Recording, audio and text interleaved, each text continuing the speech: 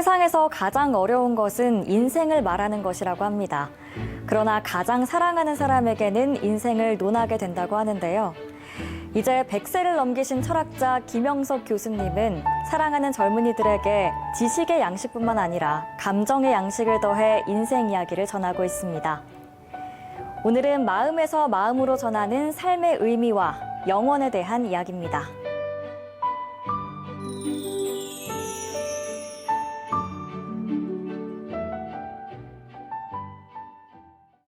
내가 고등학교 3학년 17살 때 영과 사랑 책을 접하게 되었는데, 그때 기독교를 다니도 하나님이 있는가 긴가민가 하면서 다녔어요. 근데 영과 사랑에 대한 책을 보니까 1부가 프레이 어게인, 2부가 친구의 일기를 적은 건데, 거기서 한 사제하고 그 교회 신도하고 굉장히 사랑을 나누었는데, 그 신도가 엄청난 고민을 했어요. 내가 장가를 가고 이 세상적으로 사랑을 해서 사느냐, 나 사제의 길을 걷느냐. 그래서 굉장히 고민하다가 나중에 사제의 길을 택해요. 그래서 17살 내가 볼 때는 사제되는 사람이 굉장히 밉더라고. 와그누와 함께 그 사랑하는 사람 낳아놓고 하나님이 있는가도 없는가도 모르겠지만은 그 결혼을 가니까 그때 굉장히 내가 슬퍼 울은 적이 있어요. 그런데 세월이 흘렀어요. 그 프레이 어게인이라는 말은 인생이 자기 어떤 나쁜 과거가 있더라도 프레이 어게인, 예를 들면 다시 논다, 프레이 어게인, 다시 산다는 뜻이에요. 그럼 결심만 하면, 인생을 프레이 어게인 할 결심만 하면 언제든지 새로 태어난다는 얘기예요. 일부가 그랬어 있고. 근데 2부의 그 사랑은 영원의 대화가, 쉽게 말하면 그 사제는 영혼을 택한 거예요. 그랬지만 거기서 그때는 울었는데, 얼마 전 행여나해서 그 책이 있는가 해서 읽었는데 감동이 또 다르더라고요. 그 영혼을 택한 그 사람은 쉽게 말하면 세상적인 사랑보다는 자기 맑은 혼을 갖고 싶어서, 사실은 그 맑은 혼을 가지면 그 혼은 영원히 죽지 않는다는 걸 안 사람이에요.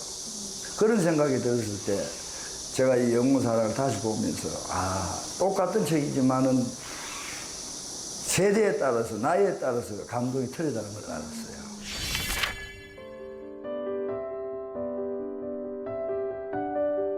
당면한 시대적 과제에 대한 답변부터 인생의 의미에 대한 성찰, 그리고 죽음과 영원에 대한 묵직한 사유까지 서정적이고 단아한 산문에 100년이란 세월을 산 철학자의 행복론과 인생론을 담았습니다.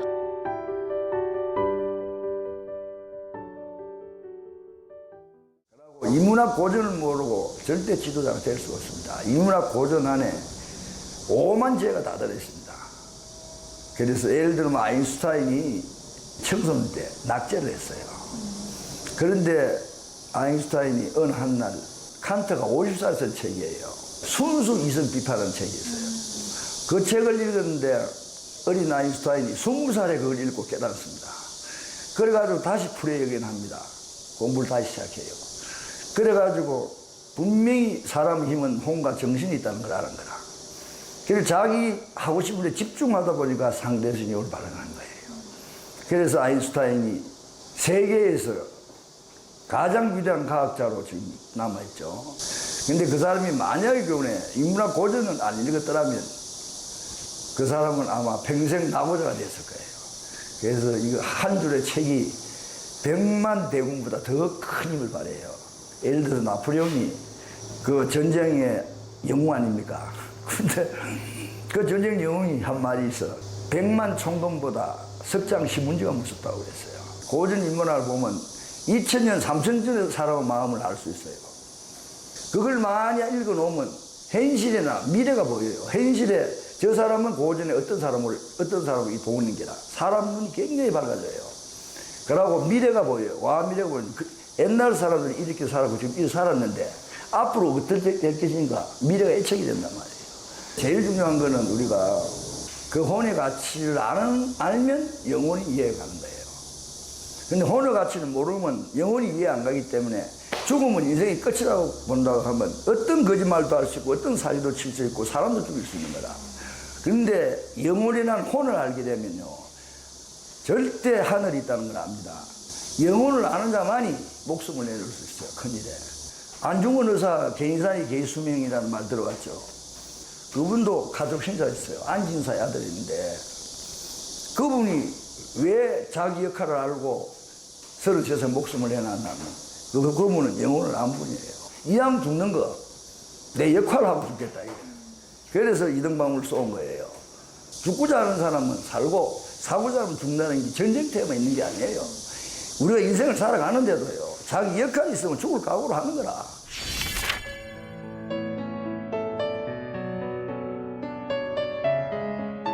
빛을 보기 위해선 어두움에 머물러야 하며 선을 깨닫기 위해선 악을 알아야 하는 것 같이 행복을 누리기 위해선 불행과 고통의 오솔길을 방황해야 한다고 설명합니다.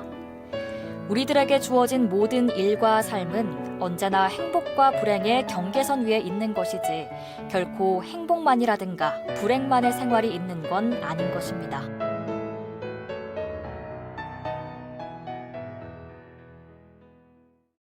혼을 알고 맑게 하면 내 존재 가치는 굉장히 중요한 겁니다. 그걸 알면요, 행복이 딴 거 없습니다. 부모가 있고 없고 돈이 있고 없고가 아닙니다. 정말 행복합니다. 라고 제일 중요한 거는 사랑은 말입니다. 상대를 내 존재가 똑같이 인정해주는 게 사랑입니다. 사랑은 절대 세상적으로 보는 돈이나 뱃을 가지고 사랑을 못합니다. 혼을 아는 자만이 사랑을 하는 겁니다. 그래서 보통 친구가 일생에 하나만 가지도 성공했다는 얘기는 그런 친구를 지가 혼도 모르고 영혼도 모르는 사람이 그런 친구를 만날 수가 없습니다. 그러면 서로 혼기에 통한 친구는 하나만 있을 정도니까 그 하나 있다는 그게 무슨 말인 거 아니까 내 혼이 맑았다는 얘기입니다. 그러면 만약 그 혼이 반하면 여러 수천 명, 수만 명, 인류까지도 한마음이 될 수 할 수 있는 게 혼이 맑은 자입니다. 성자들이 전부 혼이 맑아 성자가 된 거예요. 그 사람들이 공부를 했어요, 뭐 했어요? 전부 그 사람이 깨친 걸 얘기했죠.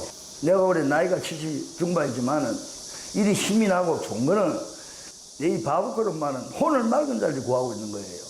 혼이 맑은 자가 150만만 모이면 우리나라 돌아갑니다. 통일도 가능해요.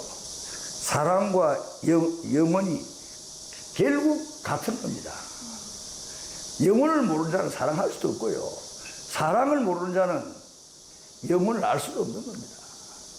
그러고 김행석 이 석학께서 하시는 말씀 중에 하나가 당신 몇 세기에 살고 싶냐고 물었어. 대답이 명답이에요. 남한테 도움될 때까지, 남한테 신세 안 질 때까지만 살겠다. 얼마나 좋아요, 그 말이에요. 나도 그 생각이에요. 너무 동감해요.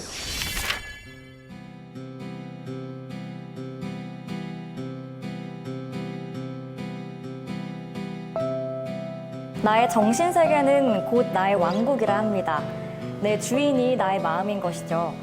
그러니까 똑같은 일을 가지고서도 어떤 사람은 그것을 행복으로 느끼고 다른 사람은 그것을 불행으로 삼는데요.